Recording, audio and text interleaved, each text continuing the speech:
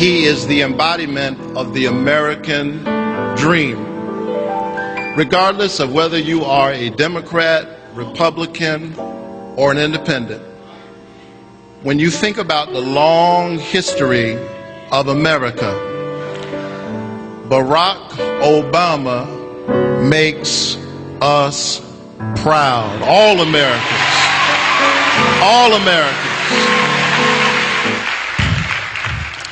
Scripture tells us that when Joshua and the Israelites arrived at the gates of Jericho, they could not enter.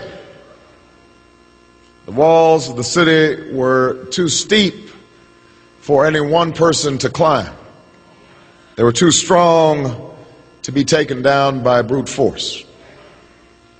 And so the people sat for days, unable to pass on through. But God had a plan for his people.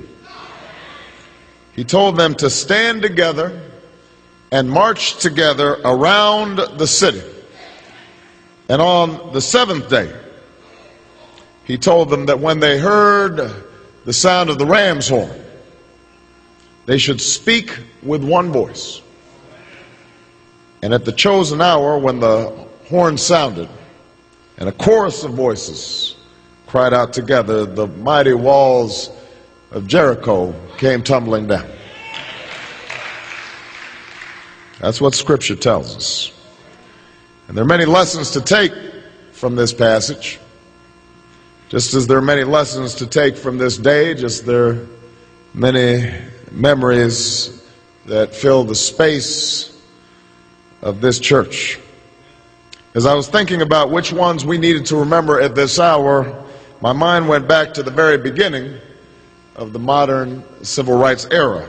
Because before Memphis and the mountaintop, before the bridge in Selma and the March on Washington, before Birmingham and the beatings, the fire hoses, and the loss of those 4 little girls, before there was King the Icon and his magnificent dream, there was King the young preacher and a people who found themselves suffering under the yoke of oppression. And on the eve of the bus boycotts in Montgomery, at a time when many were still doubtful about the possibilities of change, a time when there were those in the black community who not only mistrusted each other, but mistrusted themselves, King inspired with words not of anger, but of an urgency, a fierce urgency that still speaks to us today. Unity, he said, is the great need of the hour. Unity is the great need of the hour. Unity is how we shall overcome. What Dr. King understood is that if just one person chose to walk instead of ride the bus, those walls of oppression would not be moved. But maybe if a few more decided to walk, those foundations might start to shake. If just a few women were willing to do what Rosa Parks had been willing to do, maybe the cracks in those walls would start to show. If teenagers took rides from north to south, maybe a few bricks would come loose. Maybe if white folks marched because they had come to understand that their freedom was wrapped up in the freedom of others, that they too had a stake in the impending battle, the walls would begin to sway. And if enough Americans were awakened to injustice, if they joined together, North and South, rich and poor, Jew and Gentile, then perhaps that wall would come tumbling down, and justice would flow like waters and righteousness like a mighty stream. Unity is the great need of the hour. That's what Dr. King said. And it is the great need of this hour as well. Not because it sounds pleasant, not because it makes us feel good, but because it's the only way we can overcome the essential deficit that exists in this country. I'm not talking about the budget deficit.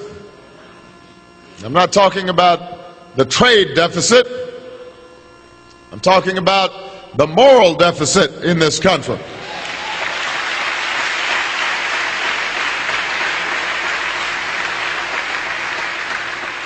I'm talking about an empathy deficit. The inability to recognize ourselves in one another. To understand that we are our brother's keeper and our sister's keeper. That in the words of Dr. King, we are all tied together in a single garment of destiny. We have an empathy deficit when we're still sending our children down corridors of shame, schools in the forgotten corners of America, where the color of your skin still affects the content of your education. We have a deficit when CEOs are making more in 10 minutes than ordinary workers are making an entire year.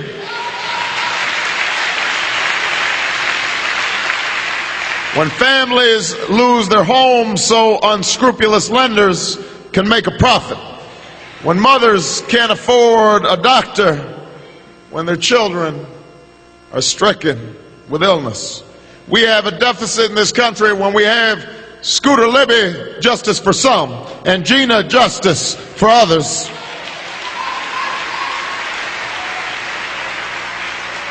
When our children see hanging nooses from a schoolyard tree today, in the present, in the 21st century. We have a deficit when homeless veterans sleep on the streets of our cities, when innocents are slaughtered in the deserts of Darfur, when young Americans serve tour after tour after tour after tour of duty in a war that should have never been authorized and should have never been waged. We have an empathy deficit in this country that has to be closed.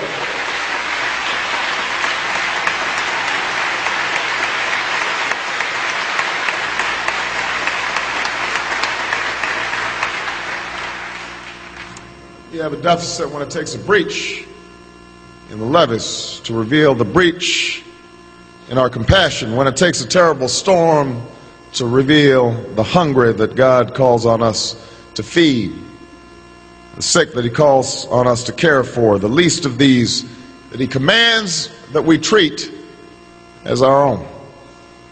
So we have a deficit to close. We have walls, barriers to justice and equality that must come down. And to do this, we know that unity is the great need of the hour. However, all too often when we talk about unity in this country, we've come to believe that it can be purchased on the cheap.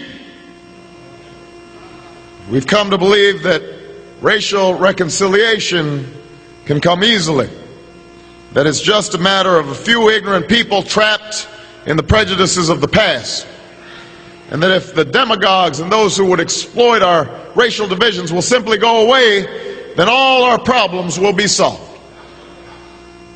All too often we seek to ignore the profound structural and institutional barriers that stand in the way of ensuring opportunity for all of our children, or decent jobs for all of our people, or health care for those who are sick. We long for unity, but we are not willing to pay the price that's required. But of course, true unity cannot be so easily purchased. It starts with a change in attitudes. It starts with changing our hearts and changing our minds, broadening our spirit. It's not easy to stand in somebody else's shoes. It's not easy to see past our own differences. We've all encountered this in our own lives. But what makes it even more difficult is that we have a politics in this country that seeks to drive us apart, that puts up walls between us. We are told that those who differ from us on a few things differ from us on all things. That our problems are the fault of those who don't think like us, or look like us, or come from where we do. The welfare queen, she's taking our money. The immigrant, he's taking our jobs. The believer condemns the non-believer as immoral. And the non-believer chides the believer for being intolerant. And for most of this country's history, we in the African American community have been at the receiving end of man's inhumanity to man. And all of us understand intimately the insidious role that race still sometimes plays on the job and in the schools, in our healthcare system and in our criminal justice system.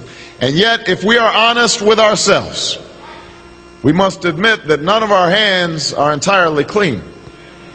If we're honest with ourselves, we'll acknowledge that our own community has not always been true to King's vision of a beloved community.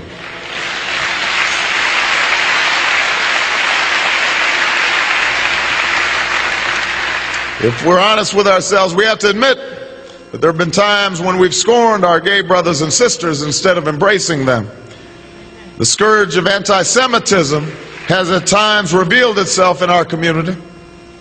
For too long, some of us have seen immigrants only as competitors for jobs instead of companions in the fight for opportunity.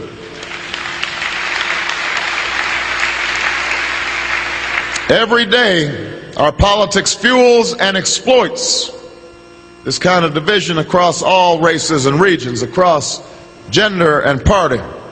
It is played out on television. It is sensationalized by the media. Last week, it crept into the campaign for president with charges and counter-charges that serve to obscure the issues instead of illuminating the critical choices we face as a nation. None of our hands are clean. So let us say that on this day of all days, each of us carries with us the task of changing our hearts and minds. The divisions, the stereotypes, the scapegoating, the ease with which we blame the plight of ourselves on others, all of that distracts us from the common challenges that we face: war and poverty, inequality and injustice. We can no longer afford to build ourselves up by tearing each other down. We can no longer afford to traffic in lies or fear or hate. It is the poison that we must purge from our politics, the wall that we must tear down before the hour grows too late. Because if Dr. King could love his jailer, if he could call on the faithful who once sat where you do to forgive those who had set dogs and fire hoses upon them, then surely we can look past what divides us in our time and bind up our wounds and erase the sympathy deficit that exists in our hearts.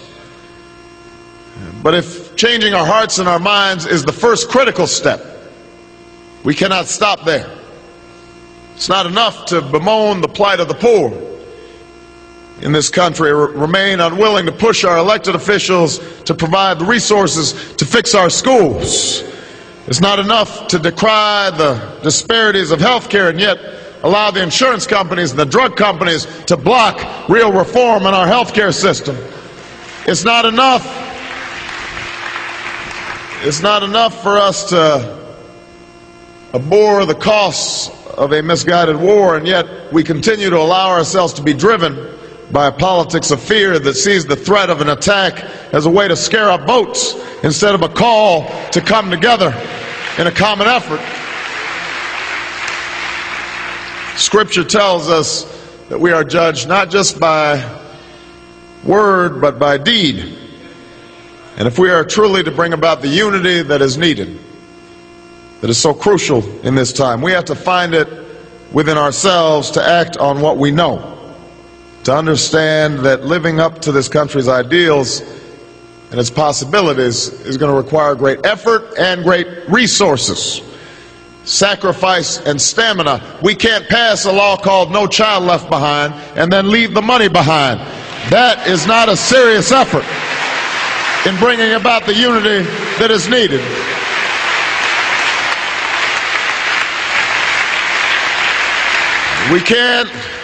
celebrate Dr. King's dream, and yet still have insufficient funds to cash that promissory note that was promised at the beginning of this nation.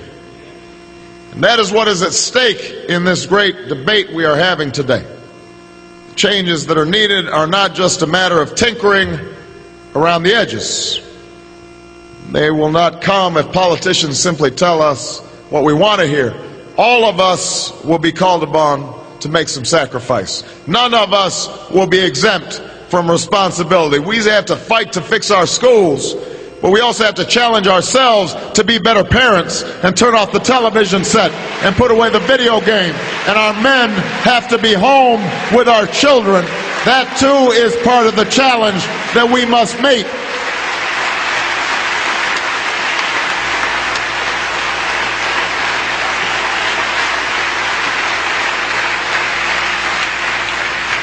We will have to confront the biases in our criminal justice system, but we also have to acknowledge the deep-seated violence that still resides in our own communities, in too many of the hearts of our young people, and we have to break the grip of that violence wherever we see it. That's how we're going to bring about the change that we seek. That's how Dr. King led this country through the wilderness. He did it with words that he spoke not just to the children of slaves, but the children of slave owners. Words that inspired not just black, but also white, not just Christian, but also Jew and Muslim and Buddhist and atheists, not just the Southerner, but also the Northerner. He led with words, but he also led with deeds. He also led by example. He led by marching and going to jail and suffering threats and beatings and being away from his family. He led by taking a stand against a war, knowing full well that it would diminish his popularity. He led by challenging our economic structures, understanding that it would cause discomfort. Dr. King understood that unity cannot be won on the cheap, that we would have to earn it through great effort and determination. That's the unity, the hard-earned unity that we need right now. That is the effort, the determination that can transform blind optimism into hope. You know, people have remarked on the fact that I talk about hope a lot in my campaign. You know, they tease me a little bit. Some have been scornful. They say, oh, he's talking about hope again. He's so idealistic. He's so naive. He's a hope monger.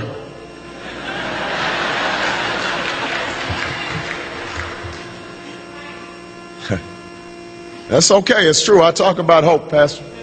I talk about it a lot. Because the odds of me standing here today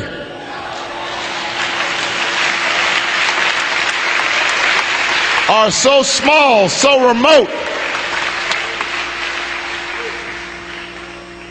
and I couldn't have gotten here without some hope. You know, my daddy left me when I was 2 years old. I needed some hope to get here. I was raised by a single mother. I needed some hope to get here. I got in trouble when I was a teenager. Did some things folks don't like to talk about.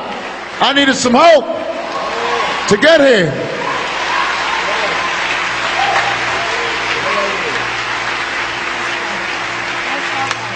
I wasn't born into money or great wealth or great privilege or status.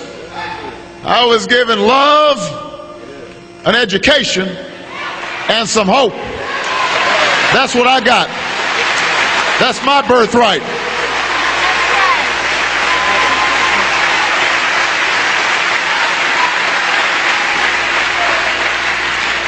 So I talk about hope. I put hope on my campaign signs. Doesn't even have my name on them sometimes. Just says hope.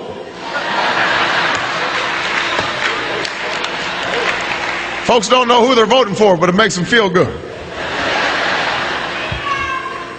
Say, you know, huh?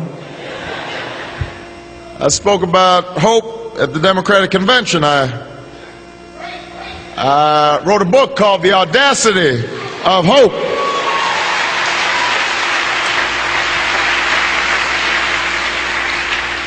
And so I'm puzzled then when people, some of the other candidates, make a mockery of the idea. They say I'm peddling false hopes. Get a reality check, they tell me. And I have to try to understand what they're saying. The implication is that if you are hopeful, that you somehow must be engaging in wishful thinking. Your head must be in the clouds. That you must be passive and just sit back and wait for things to happen to you. That seems to be the implication. And so I have to explain to people that's not what hope is. Hope is not blind optimism. Hope is not ignorance of the barriers and hurdles and hazards that stand in your way. Hope's just the opposite. I know how hard it will be to provide health care to every single American. Insurance companies, drug companies, they don't want to give up their profits. I know it won't be easy to have an energy policy that makes sense for America because the oil companies like writing the energy bills. I know that alleviating poverty or making sure all our children can learn or eliminating the scourge of racism in our society, none of those things lend themselves to simple solutions. I know because I fought on the streets as a community organizer in poor neighborhoods on the south side of Chicago alongside those without jobs or without prospects for the future. I have fought in the courts as a civil rights attorney for those who had been denied opportunity on the job or denied access to the ballot box. I've seen good legislation die because, well, I've seen that too. I've seen good legislation die because good intentions weren't enough, because they weren't fortified with a political majority and political will. I've seen this country's judgment clouded by fear.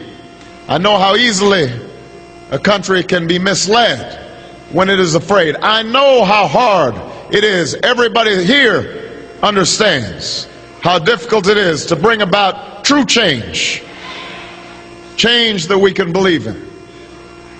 But I also know this, that nothing in this country worthwhile has ever happened except somebody somewhere decided to hope.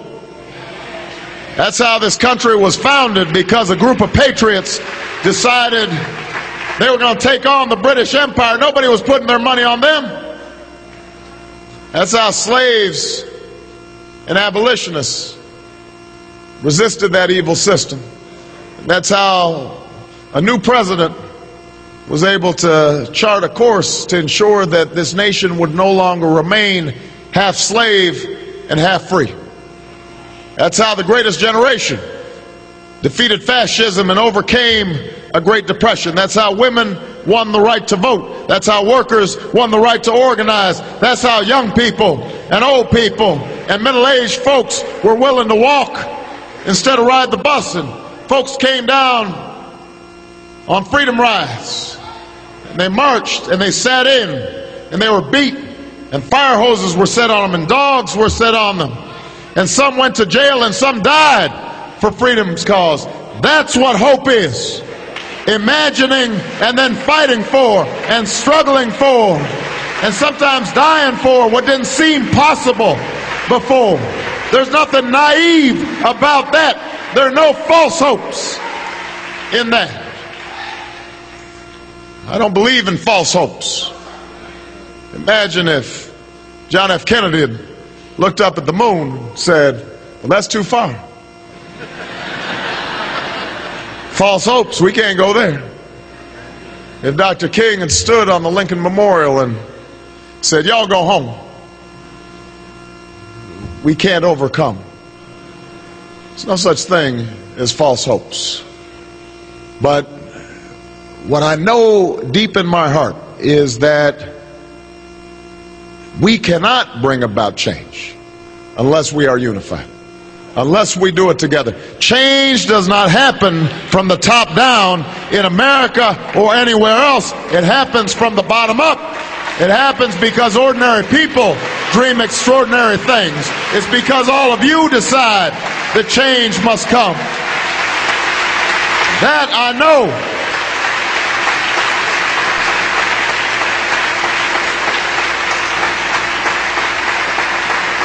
It wasn't just one voice. It wasn't just one voice that shouted out before the walls of Jericho. All the voices came together. A chorus of voices. That's what gives me hope. Not just those who ascend to high office, but the changes that are happening in ordinary places. The stories that give me my hope don't happen in the spotlight.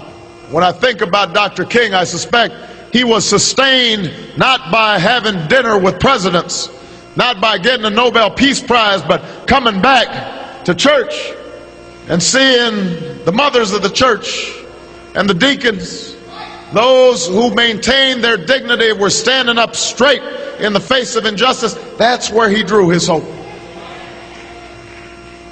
He saw God in their faces. Those stories don't happen on a presidential stage. They happen in the quiet corners of our lives. They happen in the moments we least expect. So let me close by giving you an example of one of those stories. There is a young woman, 23 years old, white woman, named Ashley Bai, who organizes for our campaign in Florence, South Carolina.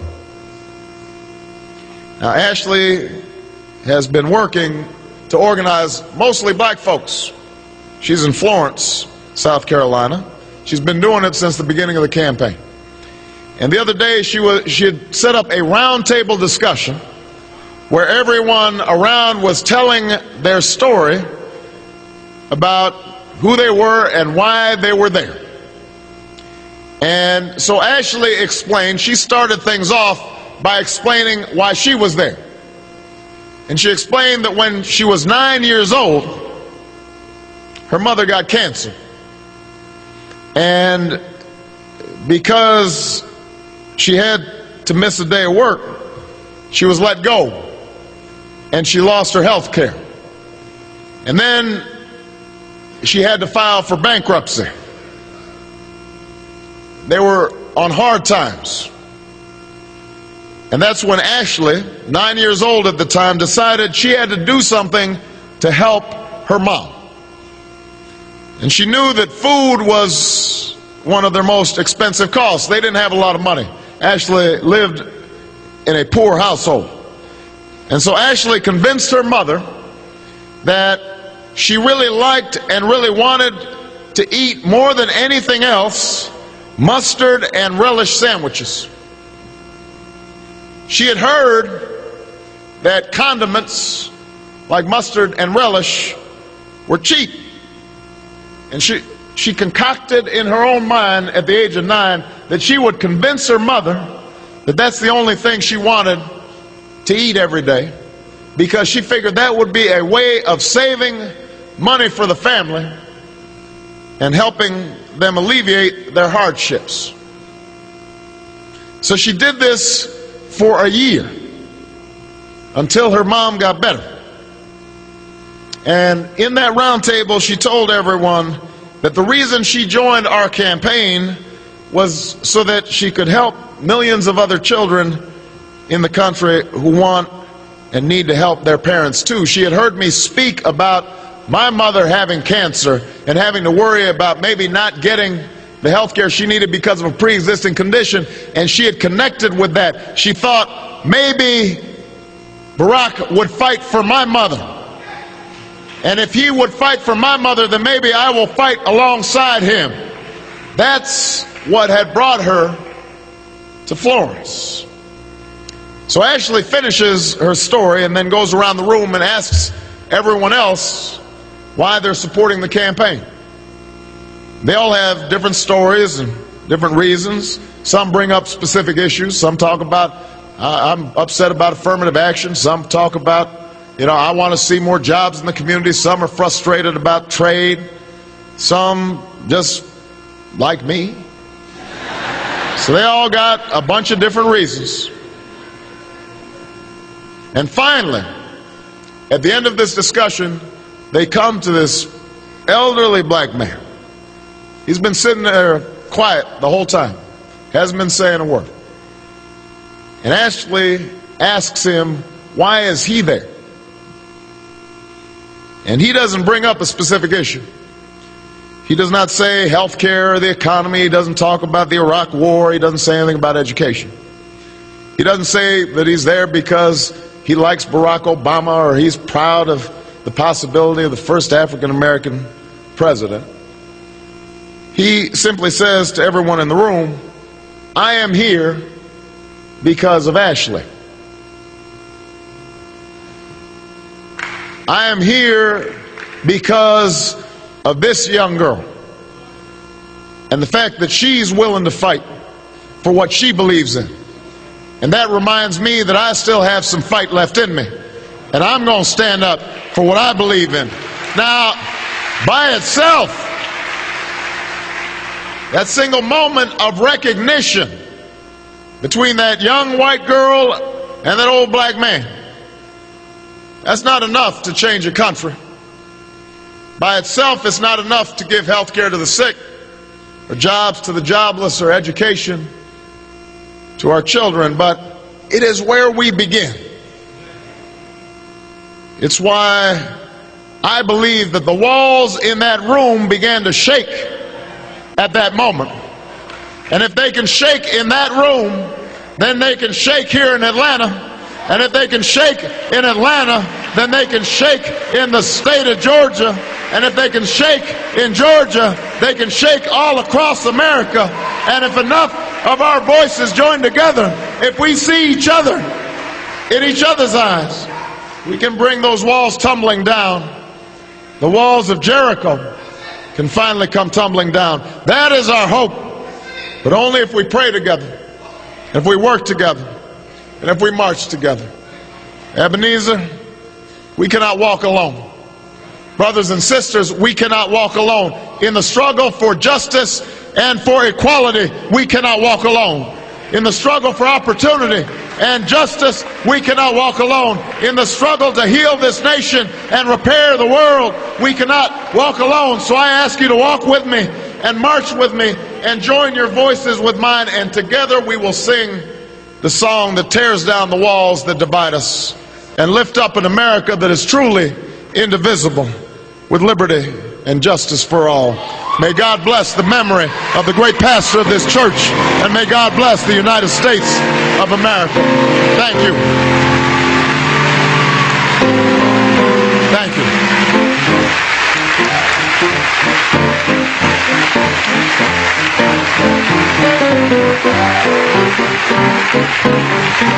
you.